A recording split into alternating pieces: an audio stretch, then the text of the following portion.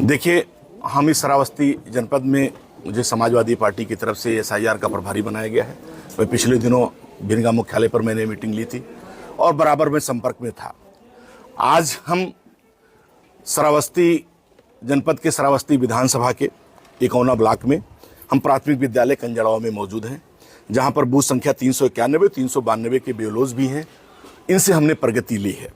391 में 777 मतदाता हैं, जिसमें से 767 फॉर्म कलेक्ट हो चुके हैं। 392 में 756 हैं, जिसमें 553 कलेक्ट हो चुके हैं। लेकिन बूथ संख्या 391 में 187 लोग सी कैटेगरी में हैं और बूथ संख्या 392 में 44 लोग। इस विधानसभा में श्रावस्ती में 4,18,449 मतदाता हैं। अभी हमारी एसडीएम महोदय से श्रावस्ती से बात हुई है तो उन्होंने बताया कि लगभग 82% यहाँ पर मतदाता जो है वो अपलोड किए जा चुके हैं, उनके फॉर्म अपलोड किए जा चुके हैं। अभी मैंने माननीय विधायिका जी इंद्राणी वर्मा जी से बात किया तो उनके यहाँ भी 80 से 82% मतदाता जो है वो फीड हो चुके हैं, वो अपलोड हो चुके हैं। लेकिन एक समस्या जो बताया एसडीएम महोदय ने कि 20 से 25% लोग श्रावस्ती में और 18% के आसपास भिनगा में वो भी सी कैटेगरी में हैं। जैसे आप लोगों को हम लोग जागरूक करना हमारा काम है सबको, कि जैसी ये कैटेगरी वो है जिनका नाम 2003 में भी है और 2025 में ही वो ए कैटेगरी में आएंगे।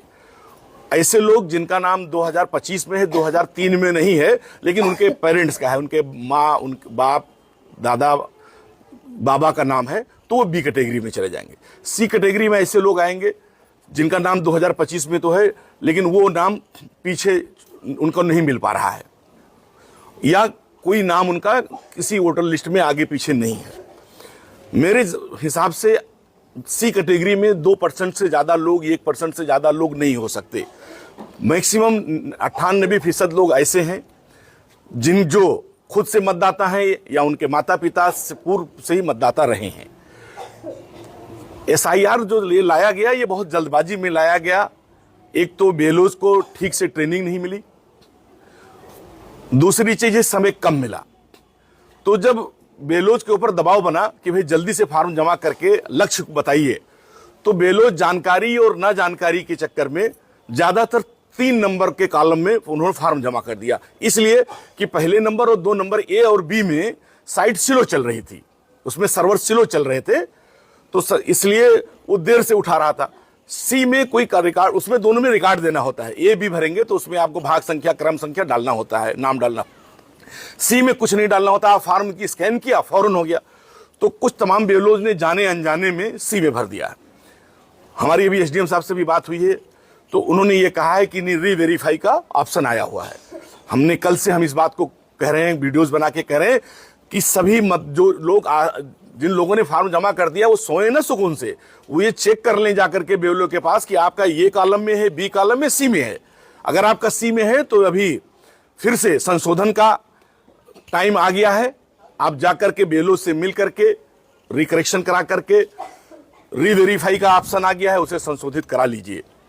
वरना आपको एक चीज जिसे आप समझिए कि अगर सी में जाहिर सी बात यह है कि सारे एलिजिबल हैं ए बी में, 2 से 1% लोग सी के हैं, लेकिन ये जल्दबाजी में और लोगों को बेलोस को ट्रेनिंग न देने के कारण हो गया। जैसे अगर हमें सी में हमारा नाम हो गया, हम जीवित हैं, जैसे कोई आदमी जीवित हो जाता है, तमाम जगह देखते होंगे संपत्तियों के विवाद में, और उसे जीवित साबित करने के लिए अधिकारियों से लेकर कोर्ट तक जाना पड़ता है। तो इसीलिए जो लोग सी में आ जाएंगे और वो भी ए और बी के कॉलम में आते हैं, उसके पात्रता में आते हैं ए बी में, तो फिर उन्हें अपने सारे कागजात लेकर के ब्लॉक से लेकर तहसील तक दौड़ने पड़ेंगे, बहुत परेशानियां होंगी। तो इसलिए अभी आप सब लोगों को सचेत करना हम चाहते हैं कि सब लोग ये देख लें कि कोई वोट न छूटने पाए, कोई फॉर्म न छूटने पाए, और सारे लोग का जिसका अगर सी में चला गया है वो लोग अभी उनसे संशोधन करा लें। श्रावस्ती में देखा जा रहा है बहुत जगह पर लापरवाही भी हो रही है। बहुत सारे लोग हैं जो इस फॉर्म को गंभीरता से नहीं ले रहे हैं। क्या नुकसान हो सकता है उनको? बहुत नुकसान। देखिए, अगर आप मतदाता नहीं रहेंगे तो आप कल, जो आज मतदाता नहीं रहेगा, कल वो नागरिक नहीं रहेगा।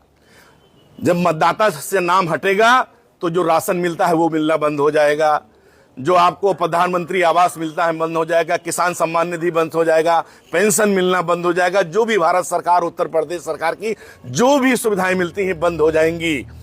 इसलिए ये मतदाता के साथ साथ आपको अपनी नागरिकता साबित करने का भी ये SIR है। इसलिए कोई भी, जितने लोग जागरूक हैं इसमें, मैं आप बता रहा हूं, अभी कुछ हमारी महिलाएं खड़ी थी, इसमें वोट किसका कटेगा? गरीब और अनपढ़ लोगों का। तो आप उनकी मदद कीजिए, क्योंकि वो भरना नहीं जानते, वो पढ़ना नहीं जानते, तमाम लोगों की शादियां दूसरे जगह से वो नहीं मंगा पा रहे हैं। आप सहयोग करके जहां से वो ब्याही हैं वहां से उनका भाग संख्या, क्रम संख्या मंगा लीजिए। तो मैं अपील करता हूं सभी लोगों से, पूरे इस श्रावस्ती के साथ उत्तर प्रदेश के सभी लोगों से, कि ये बहुत महत्वपूर्ण SIR जो हो रहा है, भले सरकार ने समय कम दिया है, ट्रेनिंग नहीं दी है, लेकिन हमें आपको अपना वजूद बचाना है, अपना मतदाता होना बचाना है और अपनी नागरिकता बचानी है। अध्यक्ष जी, श्रावस्ती में SIR फॉर्म भरने को लेकर के कितना प्रोग्रेस है, क्या अपील करेंगे आप अपनी तरफ से? लगभग दोनों विधानसभाओं में 80% वो अपलोड हो चुका है फॉर्म, और अभी आपको पूरी विस्तार से हमारे प्रभारी श्रावस्ती के जो बनाए गए हैं आदरणीय भाई मकसूद खान जी आपको विस्तार से बताए हैं। और मैं श्रावस्ती के समस्त जनता एवं अपने समस्त समाजवादी पार्टी कार्यकर्ताओं से और पदाधिकारियों से अपील करते हैं कि समय पहले 4 तक था, अब बढ़ करके 11 हो गया है, निर्वाचन आयोग ने कर दिया है।